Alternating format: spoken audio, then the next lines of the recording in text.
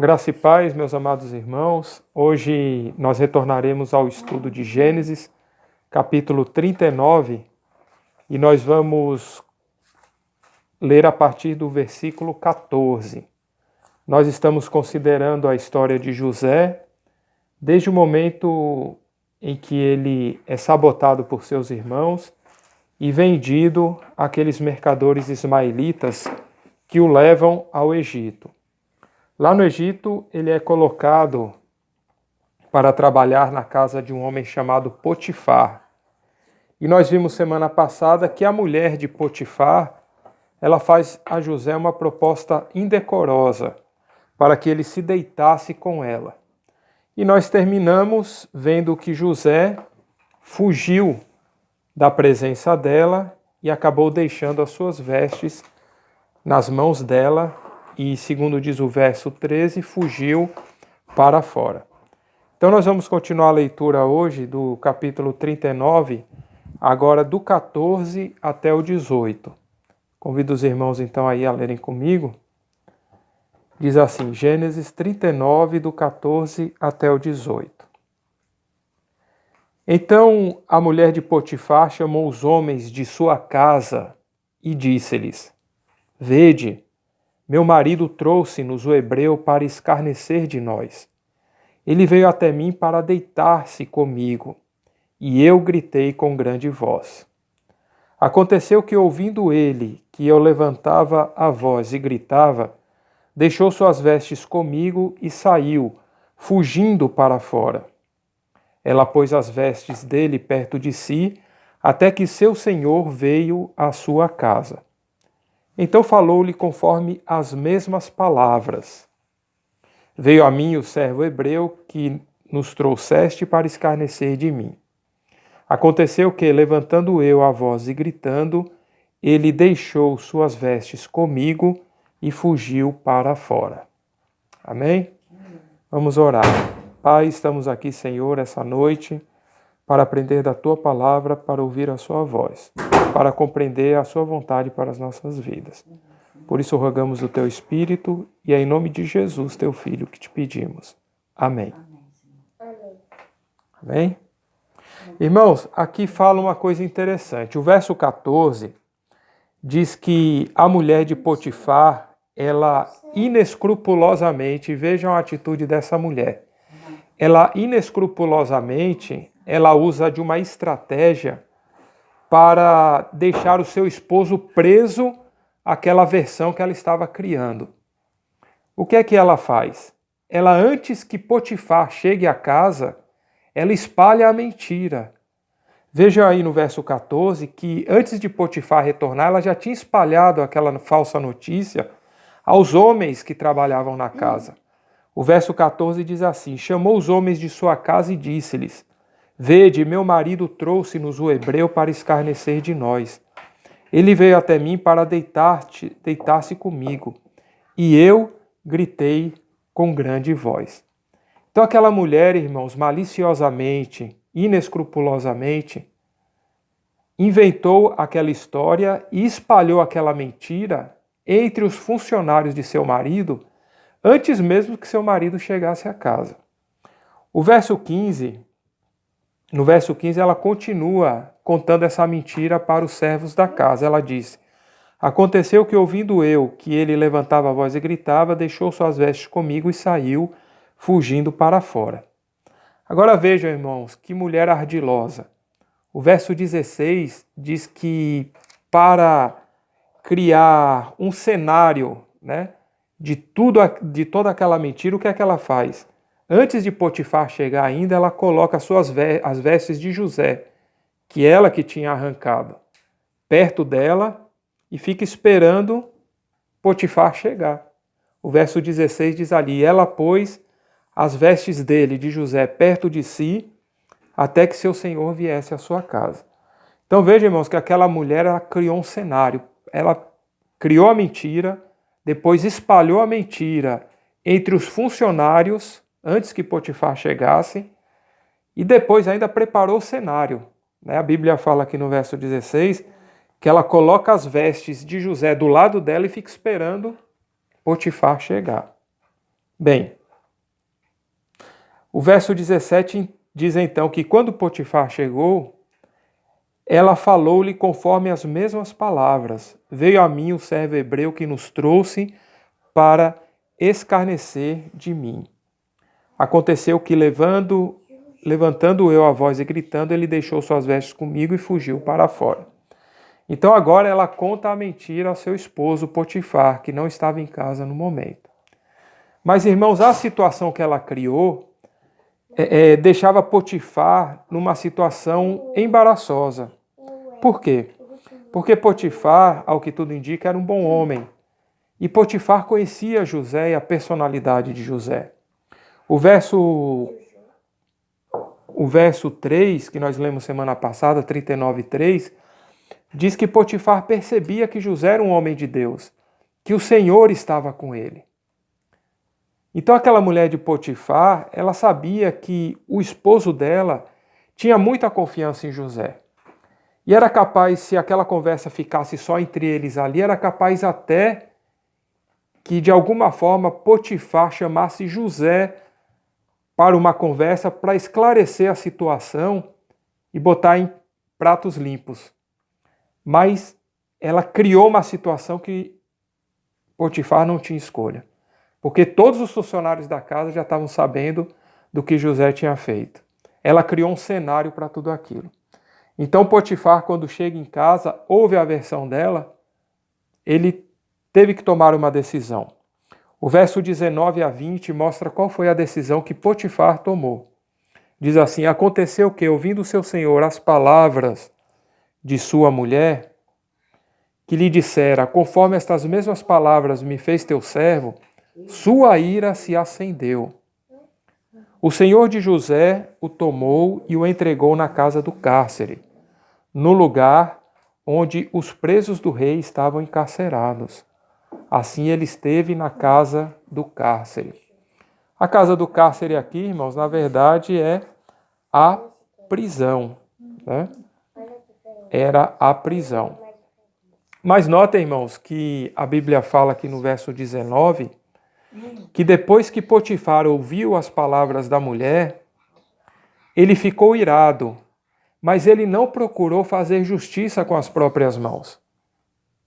Ele poderia se sentir tentado a isso, não é verdade? Por quê? Porque Potifar era um homem rico e ele era o chefe da guarda de Faraó. Ou seja, depois do Faraó, era ele que mandava em toda a guarda do Egito, em todos os exércitos do Egito. Potifar podia se sentir tentado a fazer ali justiça com as próprias mãos e acabar com aquele hebreu, né, com José, ali mesmo. Mas a Bíblia fala no verso 20 que, ao invés disso, Potifar entregou José à prisão, no lugar onde estavam os presos do rei, onde eles ficavam encarcerados. Assim ele esteve ali na casa do cárcere. Irmãos, dois motivos aí nos levam a crer que Potifar não tentou fazer justiça com as próprias mãos por dois motivos. O primeiro motivo talvez seja porque Potifar conhecia muito bem José. Mesmo tendo que tomar aquela atitude, ele sabia que na cabeça dele ele entendia que as coisas não se encaixavam, não era possível. Um homem de Deus, um homem que o Senhor estava abençoando, né, que tudo que José fazia prosperava, de repente ter uma atitude dessa. Então, a gente mais ou menos pode entender de que na cabeça de Potifar, né, alguma coisa não estava se encaixando. E outra coisa, ele conhecia muito bem a mulher que ele tinha. Então ele provavelmente evitou fazer justiça com as próprias mãos, né, e falar, não, vou entregar à prisão e vou dar tempo ao tempo para que as coisas se esclareçam. E o outro motivo, irmãos, mais importante, e esse eu tenho certeza de que foi por isso, é porque por várias vezes o livro de Gênesis fala que Deus estava com José. Essa expressão, só no capítulo 39, nós vamos ver 4 vezes essa expressão, Deus estava com José. Então, com certeza foi a mão de Deus sobre José para que Potifar não fizesse ali justiça com as próprias mãos, mas para que o encaminhasse à prisão, para que o encaminhasse à casa do carcereiro, né, a casa do cárcere. Bem, do 21 ao 23 agora.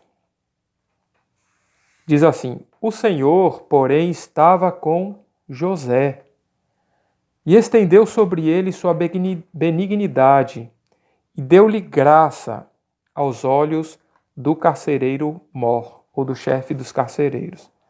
O carcereiro mor entregou na mão de José todos os presos que estavam na casa do cárcere, e ele fazia tudo o que devia ser feito.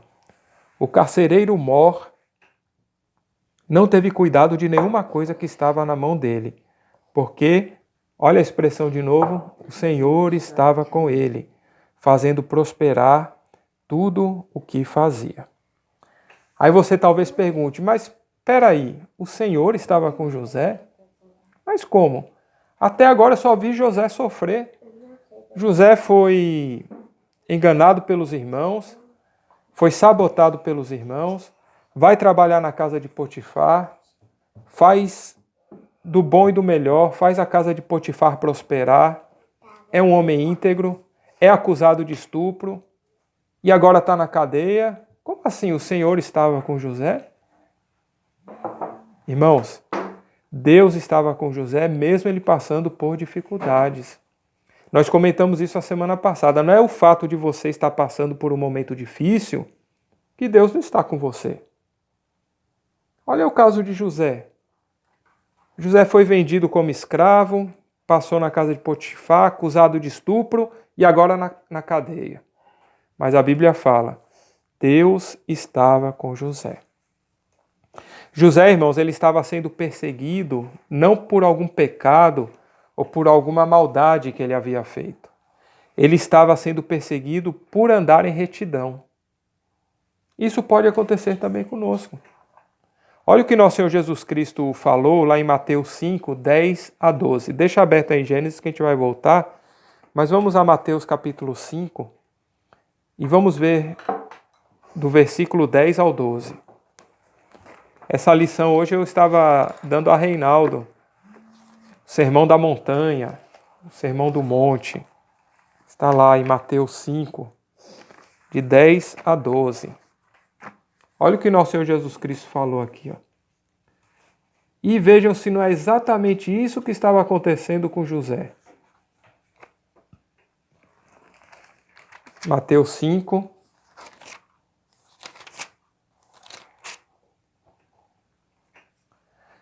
10 a 12. Bem-aventurados. Mateus capítulo 5, verso de 10 a 12. Irmãos, vejam se não é exatamente o motivo pelo qual José estava sofrendo. Nosso Senhor Jesus Cristo diz assim: bem-aventurados os que sofrem perseguição por causa da justiça, porque deles é o reino dos céus. Bem-aventurados sois vós quando vos injuriarem, perseguirem e mentirem, disserem todo mal contra vós por minha causa. Exultai e alegrai-vos, porque é grande o vosso galardão nos céus. Porque assim perseguiram os profetas e os que viveram antes de vós. Irmãos, o que nosso Senhor Jesus Cristo diz aqui, ó, bem-aventurados que sofrem perseguição por causa da justiça, é exatamente o que estava acontecendo com José naquele momento. José estava sendo perseguido pela mulher de Potifar por andar em retidão. Se ele tivesse feito o que ela queria, ele não estava sendo perseguido. Mas por querer andar certo, por querer fazer a vontade de Deus, ele estava sendo perseguido. É claro que Deus não podia deixar de estar com ele. Porque ele não estava sendo perseguido por pecar, não estava sendo perseguido por praticar algum ato criminoso. Ele estava sendo perseguido por fazer o bem. Isso, irmãos, muitas vezes pode acontecer com qualquer um de nós, né? Quantas vezes você às vezes é perseguido no trabalho, até pelo patrão, quando você quer fazer uma coisa certa? Aí o patrão lhe vem lá com a proposta errada, né? Olha, vamos fazer o seguinte, esse saquinho aqui tem 1 quilo, mas na hora que você for pesar, não bote 1 quilo não, bote 950 gramas, Porque de 50 em 50 gramas que sobra, lá na frente a gente ganha 1 quilo. Aí você diz, olha, meu amigo, infelizmente eu não posso fazer isso, porque eu devo obediência relativa a você. Mas a Deus eu devo obediência absoluta. Não posso fazer isso. Aí o patrão faz o quê? Lhe persegue. Era exatamente isso que estava acontecendo com José. Ele estava sendo perseguido por fazer o bem, por andar em retidão, por ser justo. Por isso que a Bíblia fala que o Senhor estava com José. Quando ele foi vendido pelos irmãos ao Egito, né, aos mercadores ismaelitas e depois levado ao Egito, não foi por algo de errado que ele fez, não. Até ali, José não tinha cometido nenhum pecado e nenhum erro. Ele estava sendo vítima de injustiça. Continuando, então, vamos retornar lá a Gênesis capítulo 39 e vamos continuar aprendendo da história de José.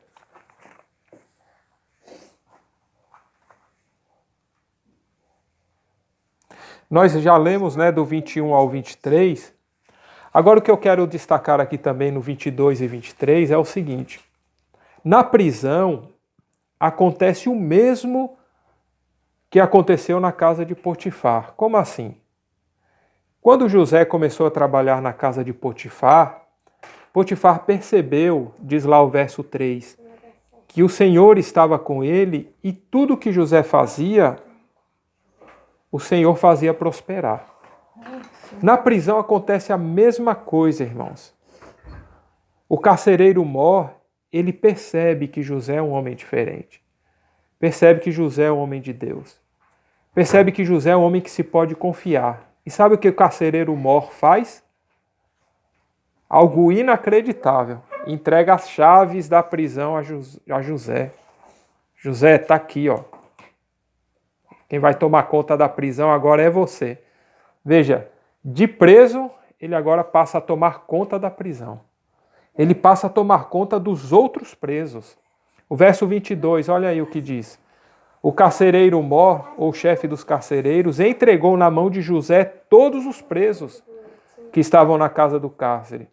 E ele fazia tudo o que tinha que ser feito, ou seja, ele cuidava dos presos, ele alimentava os presos, ele controlava a entrada e a saída dos presos. E ainda diz o 23, o carcereiro Mor não teve cuidado de nenhuma coisa que estava na mão dele. Por quê?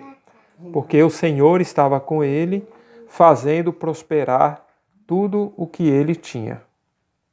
Então, irmãos, assim é com aquele que serve ao Senhor. Assim é com aquele que serve a Deus.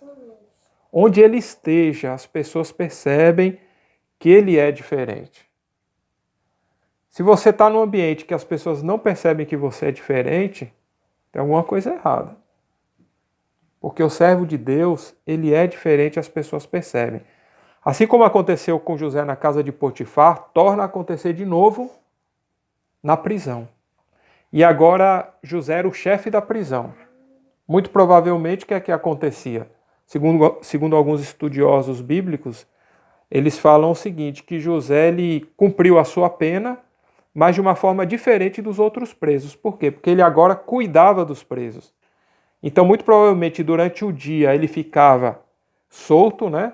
Ali nas dependências da prisão, e à noite ele se recolhia à sua cela, e ali ele passava a noite. A realidade é que ele não saía do prédio da prisão, mas ele tinha lá dentro toda a liberdade, lá dentro ele ficava livre, porque era ele que fazia tudo, ele cuidava dos presos, ele alimentava, ele cuidava das necessidades, aqueles presos que estavam doentes, ele chamava o médico para cuidar, então era José que fazia isso. Bem, antes de passar para o capítulo 40, eu quero destacar aqui o seguinte, o capítulo 39 usa 4 vezes essa expressão, o Senhor estava com José. Verso 2, 39:2, o Senhor estava com José, e ele foi próspero e estava na casa do seu senhor egípcio. Verso 3, vendo, pois, seu senhor, que o Senhor estava com ele, e que tudo o que fazia o Senhor prosperava em sua mão. Verso 21, o Senhor estava com José. Verso 23, o Senhor estava com José. Então, diante de toda a dificuldade que José passou, Deus estava com ele. Então, irmãos, guarde isso na sua cabeça, viu? Guarde isso no coração. Faça igual Maria fazia quando via as profecias se cumprirem em Cristo. Ela guardava no coração tudo aquilo. Guarde isso no seu coração. Se você está passando por dificuldades, tenha certeza, Deus está com você. Ele não te abandonou. Assim como não abandonou José. E agora no 40 nós vamos continuar vendo sobre as coisas que aconteceram e modificaram a vida de José. 40 nós vamos ler agora, deixa eu ver aqui o verso 1. Aconteceu depois dessas coisas que pecaram o copeiro do rei do Egito e o padeiro contra seu senhor, o rei do Egito. Aí fala de homens que pecaram, que cometeram ilícitos. Esses estavam sendo presos por motivo. Veja aí, o verso 40 diz que tanto o copeiro como o padeiro, eles pecaram contra o rei do Egito, que era o faraó. Verso 2 ao 4. Indignou-se o faraó muito contra seus 2 eunucos, contra o copeiro Mor e contra o padeiro Mor. E entregou-os à prisão na casa do capitão da guarda, na casa do cárcere, no lugar onde José estava preso. E o capitão da guarda os pôs a cargo de José, para que o servisse, e estiveram muitos dias na prisão. Esses versículos do 2 ao 4, irmãos, mostram que o faraó ficou muito zangado com aqueles 2 homens e mandou eles para a prisão. E quando eles chegam na prisão, o que é que acontece? Eles são colocados aos cuidados de José. Por quê? Afinal, era José que estava administrando a prisão. Então, quando eles chegam, provavelmente o chefe da prisão apresenta eles a José. Fala a José, chegaram esses 2 homens aqui. Estão presos, o faraó mandou esses homens descerem aqui ao cárcere, você que vai cuidar deles. Verso 5 ao 7. Ambos, aqui está falando do copeiro, né, e do padeiro, ambos tiveram um sonho, na mesma noite, cada um conforme a interpretação do seu sonho. O copeiro e o padeiro do rei do Egito, que estavam presos na casa do cárcere. Veio José a eles pela manhã, olhou para eles, e eis que estavam turbados. Então perguntou aos eunucos de Faraó, que com ele estavam no cárcere da casa de seu senhor, dizendo: por que está triste o vosso semblante? Bem? 5 a 7, isso. Irmãos, agora o verso 5 fala que naquela noite os 2, vejam só, os 2 tiveram um sonho. Tanto o padeiro como o copeiro. E eles ficaram, diz o verso 6, eles ficaram turbados, né? Eles ficaram transtornados com aquele sonho, ficaram perturbados, querendo saber o significado, porque não tinha sido um sonho comum. Se fosse um sonho comum, eles não teriam essa reação, na verdade. Então deve ter sido um sonho muito vívido, um sonho muito claro, um sonho que mexeu muito com as emoções deles, a ponto deles ficarem turbados, transtornados com aquele sonho. Mas o interessante, irmãos, é a atitude de José. Vejam como José, pelo fato de ser um homem de Deus, ele era diferente. Olha o que diz o verso 7. 6 e 7, né? Veio José a eles pela manhã e olhou para eles. E eis que estavam turbados. Então perguntou aos eunucos de Faraó, e com ele estavam no cárcere da casa do seu senhor, dizendo: por que está hoje triste o vosso semblante? Irmãos, vejam por que José era um homem diferente. José, ele tinha humanidade. O que é que faz um carcereiro na prisão? Ele nem olha para o preso. O preso está lá doente, jogado no canto, ele não quer nem saber. Você acha que um carcereiro vai perguntar: e aí, como é que você está? Tudo bem? Estou te achando meio triste hoje? Não vai.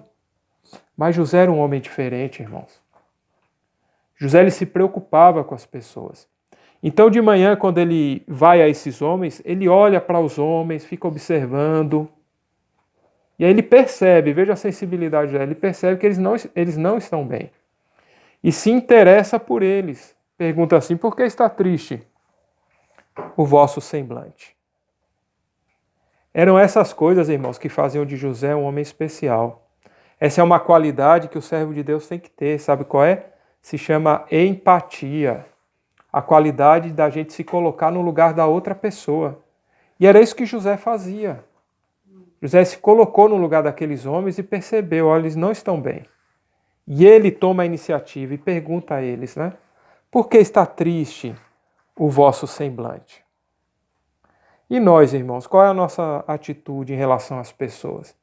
Será que nós agimos assim como José? Será que nós somos capazes de nos interessar pelas pessoas, por piores que elas nos pareçam ser? Né?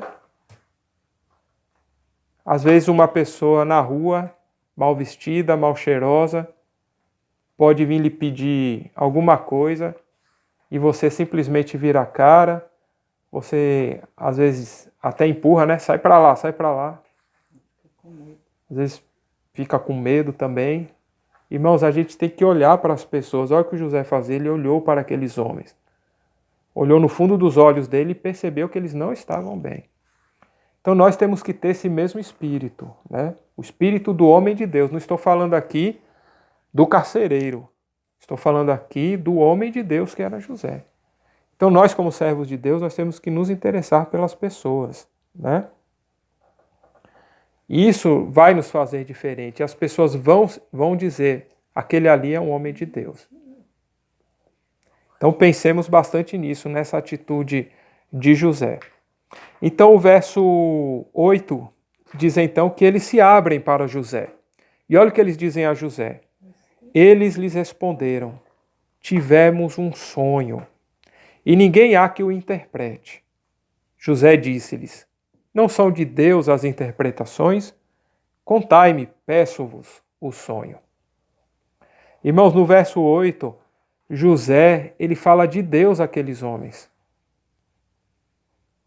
Aqueles homens ali não conheciam a Deus. Eles trabalhavam na corte de Faraó, eles muito provavelmente também eram egípcios, né? O que eles conheciam de Deus era aquela infinidade de deuses ali do Egito, aquele panteão de deuses, né?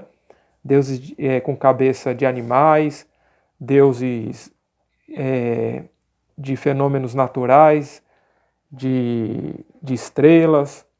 O Egito tinha muitos deuses, né? Era o que eles conheciam. Mas no momento que eles falam a José, nós tivemos um sonho no ar que interprete, José disse, não são de Deus as interpretações? Conte-me aí o sonho. Então José fala agora para eles que há um Deus que interpreta sonhos. O Deus verdadeiro. Ele não fala, me conte aí o sonho que eu vou interpretar. Olha a postura de José. Me fala aí que eu vou dizer agora o que está acontecendo. Não. Ele fala, não são de Deus as interpretações? Contai-me agora, peço-vos o sonho. Aqueles homens precisavam saber, irmãos, que existe um Deus que está no controle de tudo. E que se eles tiveram um sonho que os incomodava, Deus era capaz de interpretar. Só precisava de um homem para entregar essa mensagem. E esse homem era José. Hoje, irmãos, o que as pessoas estão precisando também é ouvir sobre Deus. Você precisa falar sobre Deus. Semana passada eu nem comentei isso com o Osano, não comentei com ninguém aqui em casa. Eu vou comentar isso em primeira mão aqui com os irmãos. Esses dias de pandemia, a recomendação é que apenas uma pessoa da família vá fazer mercado, né?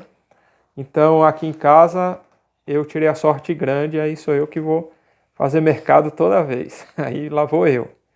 Irmãos, chegou no mercado assim, eu estava na fila do caixa, na outra fila tinha a mulher e o esposo e uma menina com a mãe, né? Aí a mulher e o esposo com um carrinho e no carrinho subsequente tinha a mãe e a filha. E começaram, irmãos, a discutir por causa da posição na fila. E começaram, e a voz foi se elevando, aquela confusão dentro do mercado. E daqui a pouco uma das mulheres partiu para cima da outra e aí começou, irmãos, ó. Pau mesmo. Foi, aí abriu, sabe que primeiro abre o clarão, né? Todo mundo se afasta. Aí daqui a pouco chega a turma do deixa disso, né? Aí primeiro todo mundo se afastou, mas depois veio aquela turma, deixa disso, aí começa a separar, não sei o quê. Aí eu fiquei pensando comigo, que eu estava no outro caixa. Falei, ó, ninguém aí, nenhum dos quatro, na verdade, tem Deus no coração. Ninguém aí conhece sobre Jesus. Ninguém. Porque se um ali conhecesse, irmão, se um ali conhecesse, eu digo para vocês, não tinha acontecido aquilo. Se um daqueles ali conhecesse o que Jesus, nosso Senhor, pregou lá no Sermão da Montanha, em Mateus capítulo 5, que nós lemos, isso não teria acontecido. O que as pessoas estão precisando hoje, irmãos, não é de dinheiro, não é de remédio. Elas estão precisando de Deus. Isso José entendia. José disse àqueles homens, não há um Deus, não são de Deus as interpretações. Falou que existe um Deus que é capaz de interpretações. Então nós temos que dizer isso às pessoas também, irmãos, que existe um Deus que é capaz de resolver os seus problemas.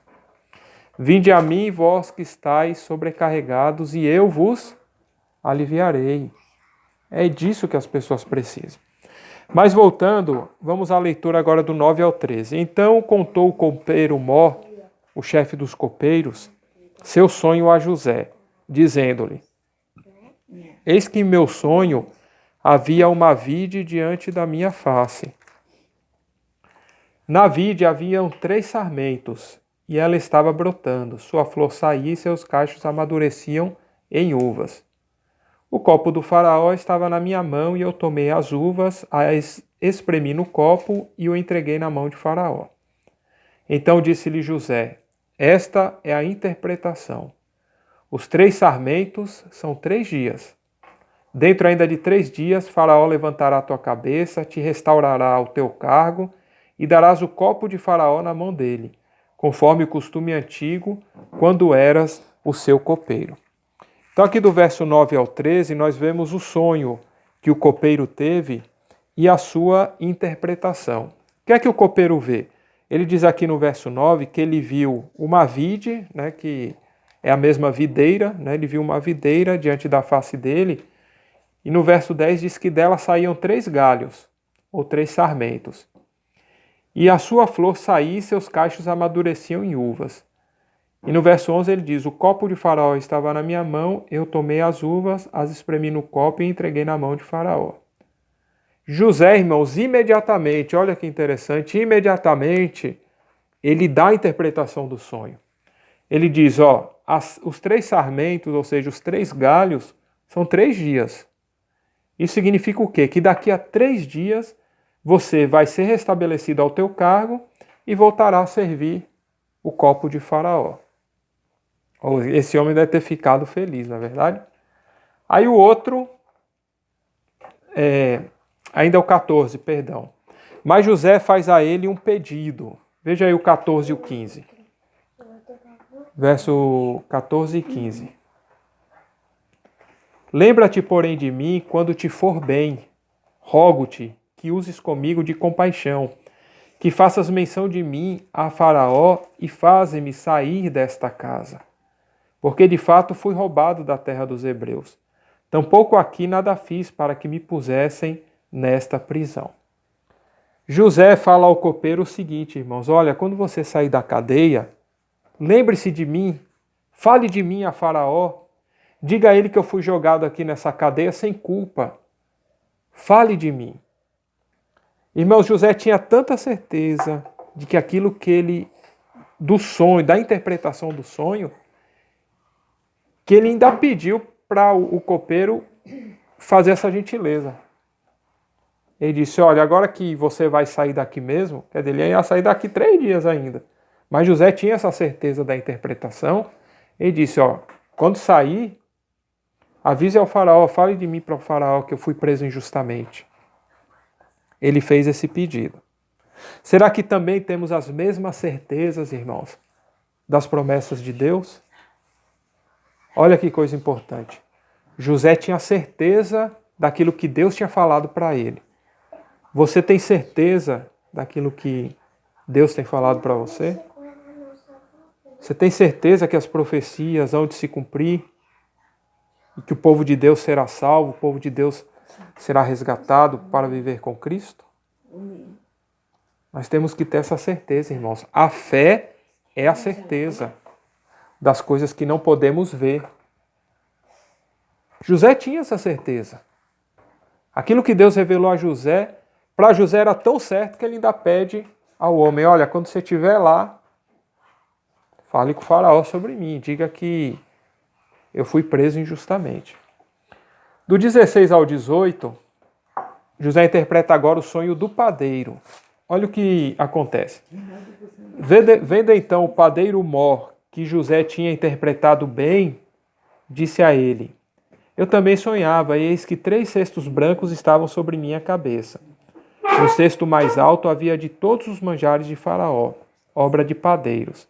As aves os comiam do cesto sobre a minha cabeça. Então José disse: esta é a sua interpretação.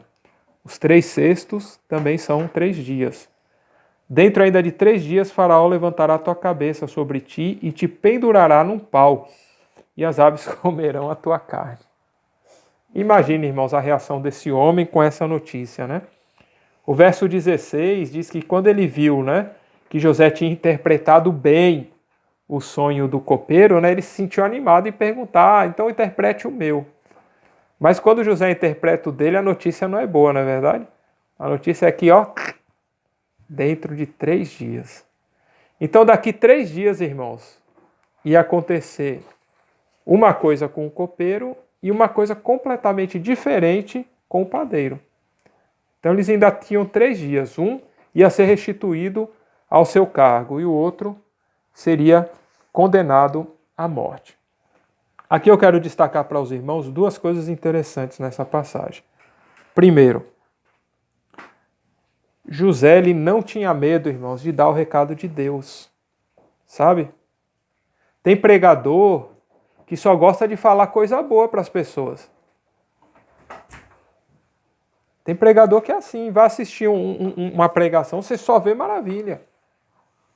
Que Deus vai te restituir emprego, que Deus vai te dar uma casa nova, que você, quando aceitar a Deus, você só vai ter felicidade na sua vida. Mas na hora de dar notícia ruim, tem pregador que tem medo. Se eu falar isso, os irmãos vão se mandar da igreja. Não pode. O pregador tem que dizer: olha, se você não se arrepender dos seus pecados, se você não aceitar Jesus Cristo como Senhor e Salvador de sua vida, se você não fizer a vontade de Deus, se você não for batizado, você será destruído. Você não terá galardão com o Senhor. Você não herdará as recompensas.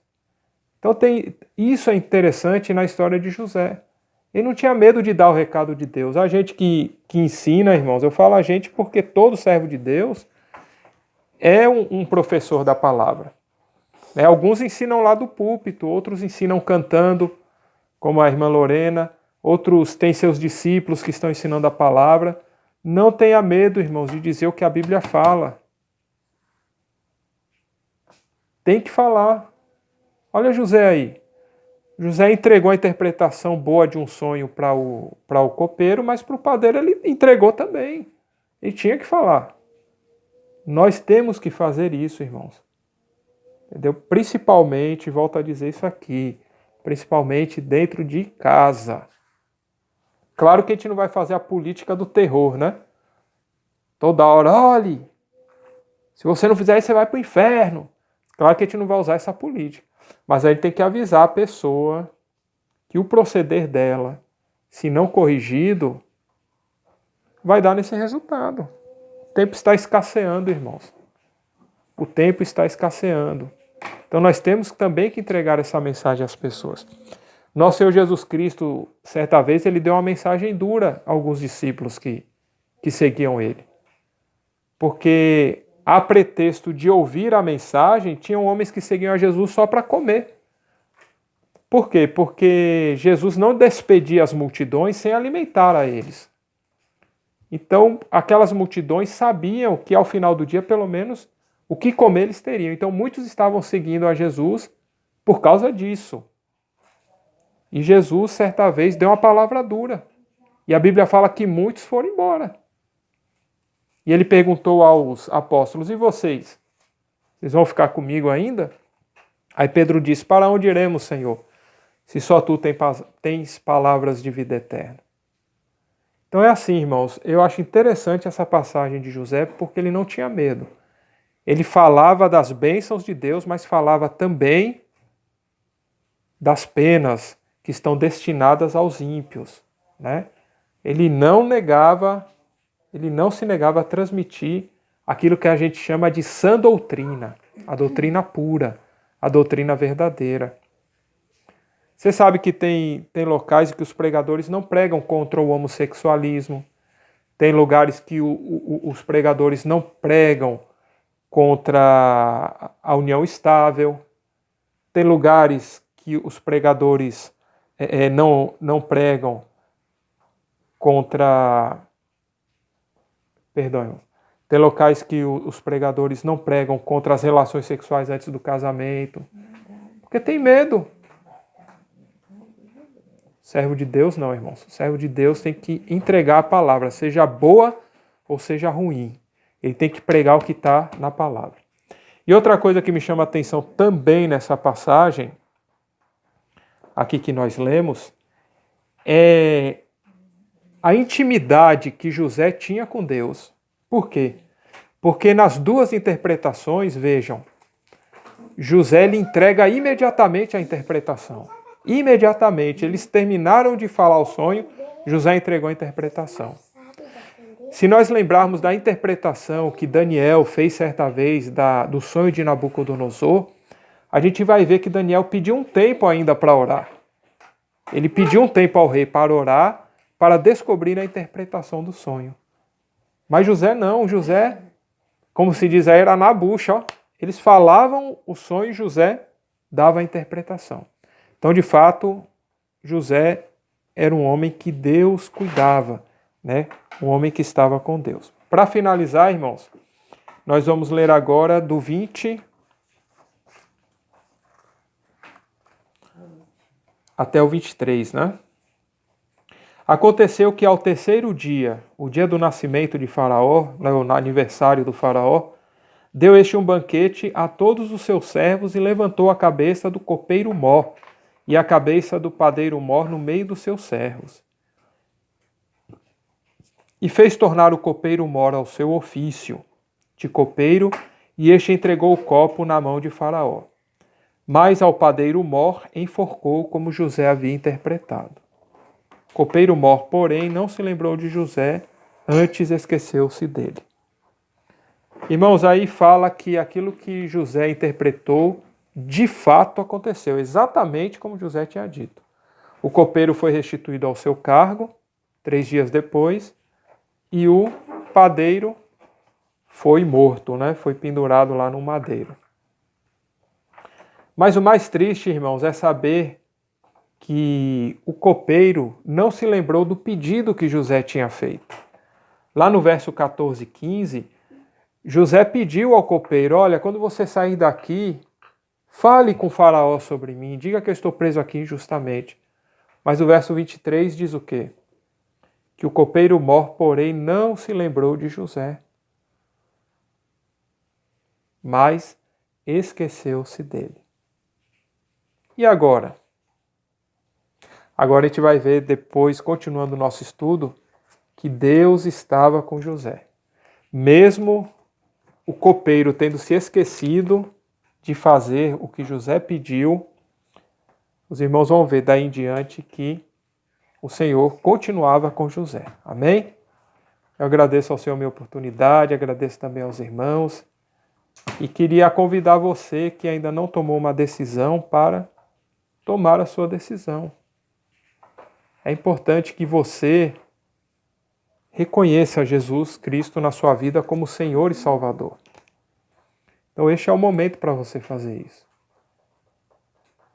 Há bênçãos para aqueles que estão andando com o Senhor. Por isso não perca essa oportunidade. Nós fazemos sempre esse apelo aqui para você que quer fazer isso.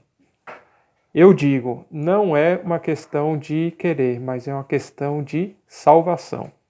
A Bíblia fala que somente aqueles que têm o nome escrito no livro da vida é que herdarão as promessas de Deus. E qual é o primeiro passo para ter o nome escrito no livro da vida? Aceitar a Jesus como Senhor e Salvador. Aí depois a pessoa vai se preparar, vai caminhar para o batismo nas águas, mas o primeiro passo da salvação, é esse. Então, pense direitinho se você ainda não tomou essa decisão para que você possa fazer isso. Amém? Vamos orar então para agradecer ao Senhor? Vamos inclinar nossas cabeças. Pai nosso nas alturas, santo, santo, santo, maravilhoso Deus, obrigado, Pai, por essa palavra, obrigado por esse estudo que tivemos essa noite, no qual aprendemos o grande exemplo de teu servo José, Pai.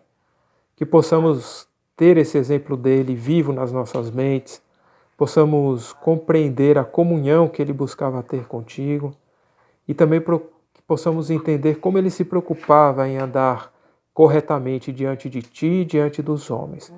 Que todos nós possamos fazer isso.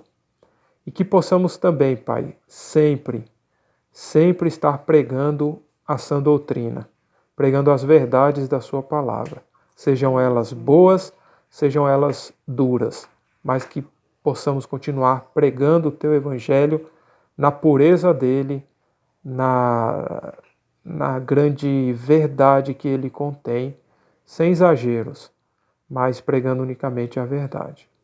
Por isso, Pai, te pedimos também por aqueles que agora estão tomando a decisão de andar nos seus caminhos, de aceitar a Jesus como Senhor e Salvador de suas vidas. Abençoe eles para que eles possam fazer dessa decisão a decisão mais importante de sua vida. Derrama sobre eles do teu Espírito Santo, escreve o nome deles no livro da vida, e é em nome de Cristo que nós te pedimos e agradecemos. Amém.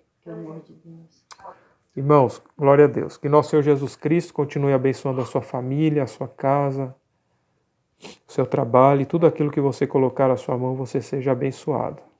Que o amor de Deus, a graça salvadora de nosso Senhor Jesus Cristo e a consolação do Espírito Santo seja contigo e com todo o povo de Deus espalhado pela face da terra, agora e para todos sempre. Amém. Deus abençoe. Se irmãos quiserem